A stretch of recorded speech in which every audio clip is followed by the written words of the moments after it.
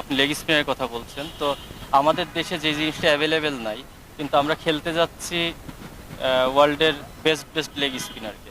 আমাদের সমস্যা হওয়াটা খুবই স্বাভাবিক, কারণ আপনি তো ভাই শুধু ভিডিও দেখে সব কিছু অ্যাডাপ্ট করতে পারবেন না। আপনার তাহলে প্র্যাকটিস করার দরকার ছিল না। তো আমরা প্র্যাকটিসেই তো ওই ফ্যাসিলিটিটা পাচ্ছি না, ওই কোয়ালিটি বোলারটা খেলতে পারছি না, বা ম্যাচে আমরা রেগুলার লেগ স্পিনার খেলছি না।